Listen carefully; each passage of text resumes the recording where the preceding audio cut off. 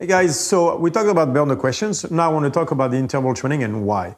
When we look at anxiety, there's a very specific type of anxiety, where a general anxiety disorder or toward anxiety sensitivity.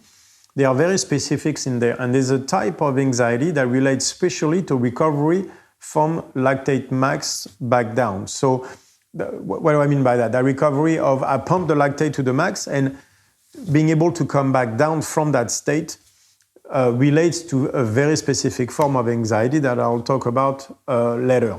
So it is very important for a major part of the population, like we saw on our study, to be able to spike lactate and come back from it. That coming back from it seems to be a cornerstone of our fight against the negative symptoms of anxiety.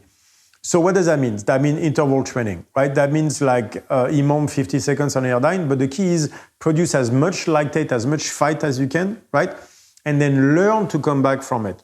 So that's where the VO2 max and the VLA max actually play with this, is it's not enough to just kill yourself, you have to learn to come back from it. So that does not mean spike, stay on the bicycle there, spike a little bit, stay on the bicycle. You're building VO2 max, but that's not what I'm talking about here. What I need you to do is I need you to build a true maximum effort where you give everything that you got. Then rest for as long as you need and then create again and learn to push yourself to the max but come back from it. And that knowledge that you can come back from pushing to the max, is one of the things that's going to help you the most with anxiety.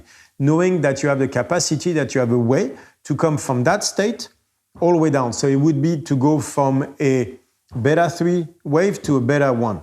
That skill of going all the way up and then down and then all the way up again and then down, which means doing it at will be a cornerstone of the thing against anxiety. You have to learn to spike and come back from it. And that's why the interval training is so important, because that's what it's gonna allow you to do. It's a very, very important part. So burn the question is great.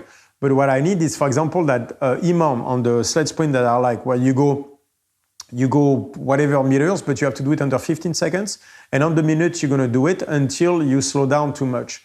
That recovery in between is going to be crucial for you and for anxiety symptoms. Thank you, guys.